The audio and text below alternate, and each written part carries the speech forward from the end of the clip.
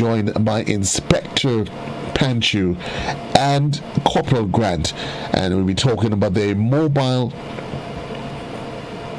units and the mobile stations as being operated in the Eastern Division. So again, I say good morning to you, sir. Good morning to you, lady. Welcome to the program. I would ask you to unmute your mic at this time, Inspector. Thank you, and welcome to the program. How are you? I'm good. Good morning to you. I'm good, thanks. And it is a pleasure being in studio. Indeed, it's a pleasure having you here as we do on Wednesdays. I guess it's always good. Of course, we say thanks to law enforcement, and we do appreciate the role. We may not always agree on everything, but at least we have a common understanding and appreciate the role that law enforcement plays in our society. Your mobile units, your mobile stations as it is, we know that the IGPF has continues on its campaign to bridge the gap between itself and the community, and for years we know that it's been a challenge, but in more recent times you've taken on a new challenge to reduce on that gap. And I know one of these, there's many initiatives that you have, and one of those are your mobile patrol stations, and today we're going to talk specifically about that as it's been deployed in the Eastern Division. Inspector, I know we normally say ladies first, but by virtue of rank the lots fall on you, my dear sir. So let's talk about those mobile patrol stations. What exactly are they, how do they operate, and what is the intended purpose?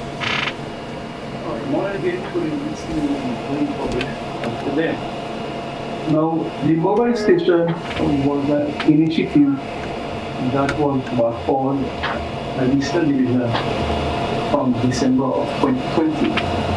Now, when we observe the things in our society based on the reports that we received at our station, we think that there was a need that we could bridge the gap between the police and the public in terms of the people that we were getting. So there were certain initiatives which I could just briefly outline, like our town patrols and community patrols, our community visit, block engagement, community style hall meeting, and which also include our mobile station, which we will be talking about today. And this is whereby we use a mobile vehicle, which we call a big mobile bus, which is it could just like a police station with a diary and all things that entails a police station, where we go around in different communities in our division, so we can receive complaints, engage the public on that basis, any policing issues. Thank you. So let's talk about the operation itself. Do you have a schedule as to when you go, where you go? How can persons determine, okay, this is where the mobile unit is going to be? Yes, we also have a radio program on the station which we broadcast the days and time and the community that we will be going. So we are mandated that once per week we would go in one of our community within the division. We have touched on a lot of community forms already, and we will still continue. Why the need for the mobile station, though, Corporal Grant? Well, I'm happy to realize some of the complaints that has reached us, and also as a means of fostering a relationship or a better working relationship with our various communities. We've looked at different initiatives that can be used to create that relationship or to bridge the gap between the police and the community. The other reason we've noticed, we've had some troubled communities. When I say troubled, in that our larger reports coming from antisocial behaviors coming from those communities. And as a means to reach out to the public as we're waiting for them to come in, we thought it was best to go out and partner. The other initiative is that some of our communities are somewhat quiet or silent. And that does not mean that there isn't challenges or issues within the community. But sometimes persons think, well, that is too trivial to come to the police. So as a result, we think of going and reach out to them.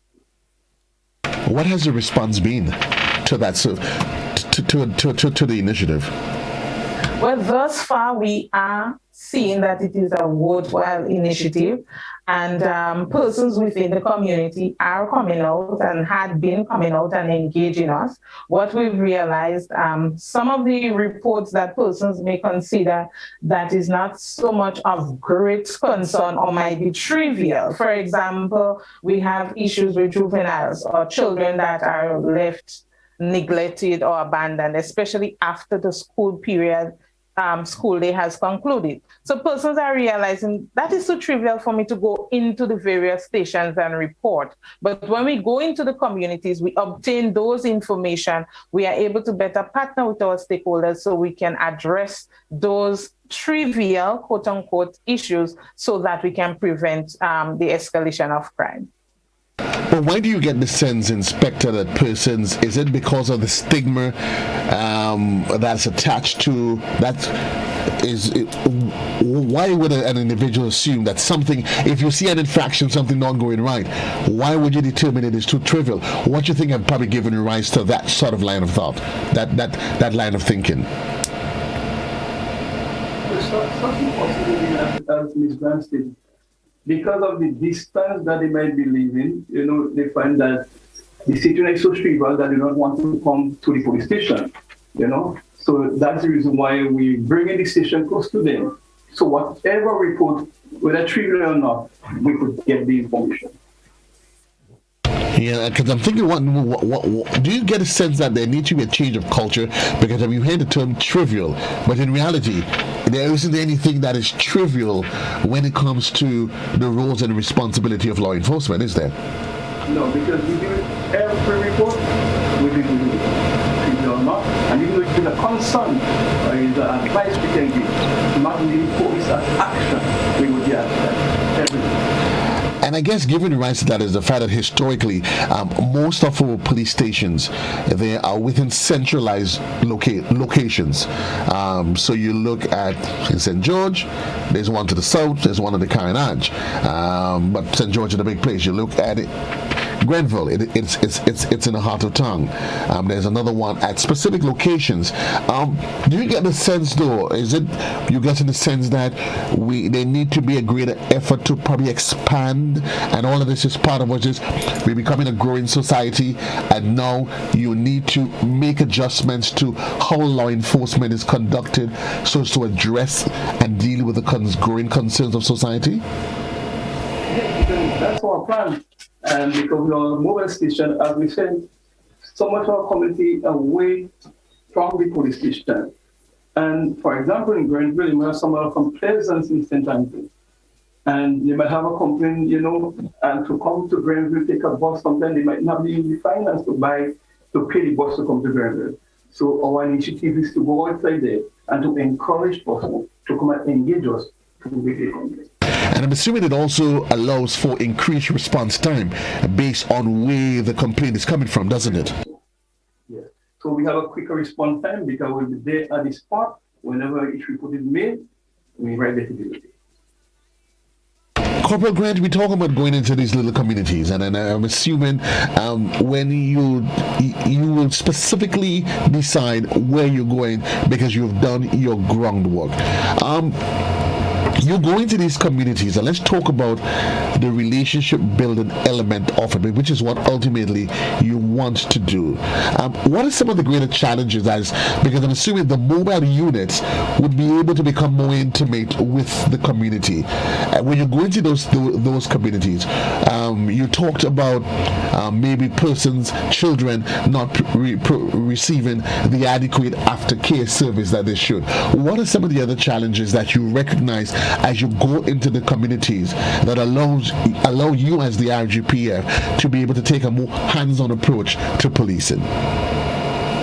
Some of the other challenges that we face is that of loud music, persons not adhering to all of the COVID protocols, and even civil disputes between parties as it regards to boundaries, children child disturbances. So sometimes those complaints or those issues are little things within the community among neighbors that are posing breakdown within that bond and relationship within the community. And persons may are saying to us, well, officer, there is not a need to come to Grenville or to go to St. David's Station, look where I'm leaving, to come and make a report of that nature. But what we've realized, going into the community and obtaining such information, it causes us right there and there, if all parties are there, to have that conversation with them and helping them to understand the bigger or greater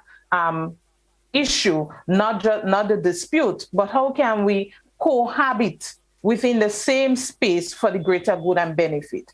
In regards to the noise disturbance, persons are normally being disturbed by noise because my neighbor is playing music which is loud and I cannot tolerate. But that individual is saying, to make a report that will cause bad blood within the community, and how would I be labeled or looked at? Now, when we obtain those information, we do not approach the person as if a complaint was made, but we interact with them and see how best can we get persons to live together with the understanding that everyone has to share the same space. The plus about that, it also helps us to foster relationship with our community members, because persons have the tendency to believe when Tom goes to the police, it causes a breakdown, or because you report me, there is no need for us to continue talking. But when we get the information, it now helps us to form programs and activities that we can assist the communities with, so that they can better learn to live together in a peaceful environment. And I mean, and that sounds quite practical if you ask me, because it's often said that one of the challenges in Little Green, because we're so small and there's a stigma that you're going to report me and your brother, and we're so close knitted as a family that in fact when something really severe happens, you know what, and I guess we told this one is a snitch, whatever the case. But have you been able to measure the impact? Because it is okay to roll out, have a campaign, it is okay to be able to have initiatives, but is there a mechanism internally from the IRGPF that allows you to measure and evaluate, we've seen this sort of response, maybe an increase, a reduction in this community, a reduction in reports as compared to one period against another? Are you able to evaluate that so that it allows you to be able to make adjustments and to your program? We are still in that process, but I can say thus far, communities that we have engaged, we have seen positive light in that there are persons that we had engaged while out on the mobile stations, and they have made further or additional contact with us and indicating, well, this is what I'm observing. While it don't directly affect me, but I realize it's a problem in the community for Tom or John Public. So that in and of itself tells us that there are progress. The other thing that we are looking at, persons are asking, where is the next community, or when next are you coming back? Because even if the mobile station is there, you still have officers at times going into the different homes and letting them know that we are here. Is there any challenge, any issues? How can we assist? So yes, we are seeing progress, but to give you on a scale as to a percentage ranking, we're still evaluating it, but I can say it's a upward and positive move that we have tried.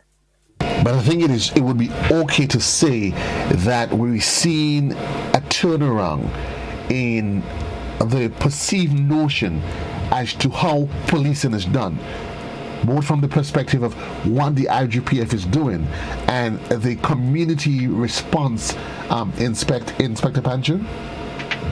Yes, see that a great response from the public, because as I say, every day that we go and we engage personnel, they let us know how increasingly, how good they feel to see the police in the community. Now, on a weekly basis, we do our statistics and our reporting. And based on our reports that is coming in, we know in which communities that we could engage the following week.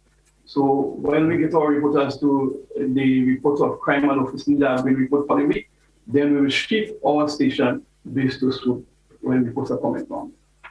And I guess that would be based on, because so it means that when you go into a particular village, what the experience you may have in one may not necessarily mirror what happens in another one. Exactly. And that, of course, the village might have a lot of noise pollution, and one might have a lot of violence of sin. So we treat them differently.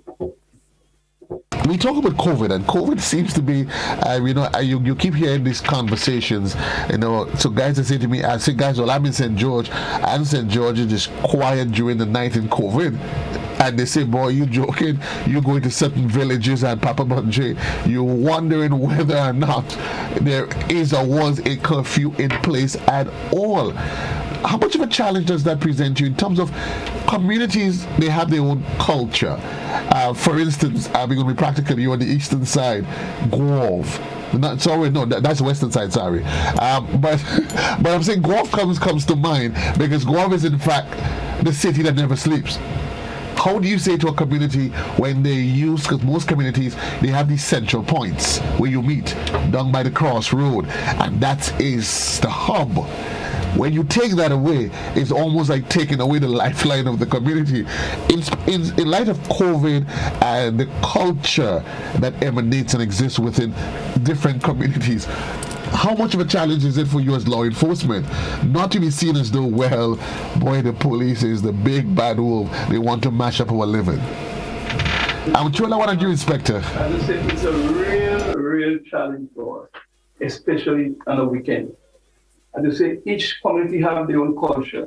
But we at the Eastern Division, our main objective is not really to go and arrest and enforce, but we try our best to engage the person in the community, letting them know the dangers, the laws of this.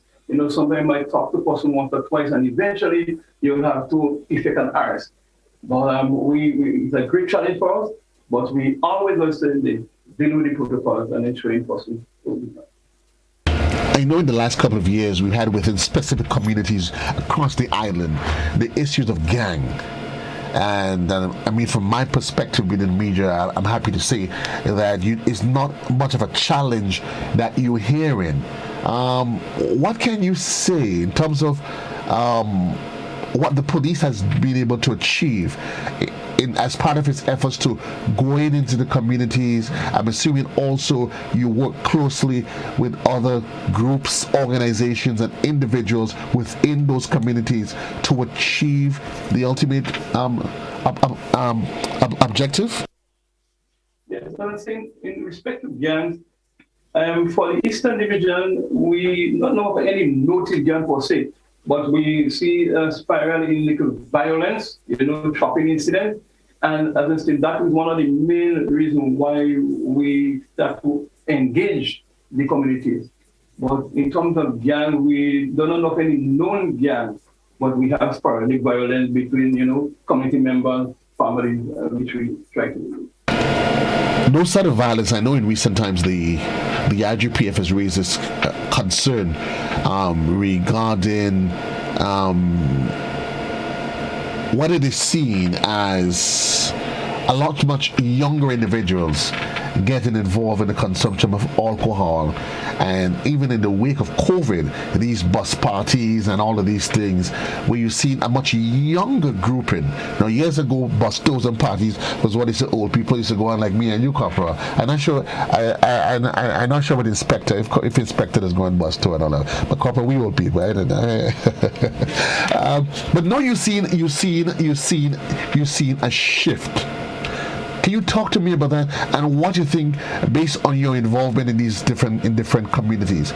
We talked about the violence, which many there's always the influence of alcohol. What are some of the other factors you see that's given rise to that seeming inability for us to have a one-on-one dialogue and appreciate the value and virtue of life? Yes, we talk about the bus tours. And realize that it become an issue, within our communities. And that's we are engaging person because, like, for example, we have hot spots where when the bus are making the tour, they will stop at different parts. So at these parts in the Eastern Division, we will have, checks. We will have roadblocks. We will have traffic check to ensure that these boats are adhering to the speed limit, adhering to the amount of buses that they carry on the bus, and that they adhere to the COVID-19 protocol. So especially on a weekend, festive time, we will engage them with our roadblocks and our stop and search, so we put everybody safe. Stop and search, roadblocks, adhering to protocols, weighing of the mass speeding. I know on the eastern side that's been an area of concern for law enforcement, given the increase you've seen in the number of road accidents and fatalities. Your thoughts on your efforts by the mobile patrol and other initiatives to address and put a handle on that challenge on the eastern side? Yes, we're doing a lot. As I said, with our traffic checks, we also introducing the breathalyzer and the speeding radar check. Yes, and we have different check at different points. So, for example, if you have one to the south of the division, we also have one to the north of the division, so we could collate and do a good job. But we have a real challenge with the speeding and the accident reports. Yeah, because you get the sense that as I move around that the bus operators, they seem to have a network. They cooperate with it. I literally those guys will say, "Listen, I am by Buns Point.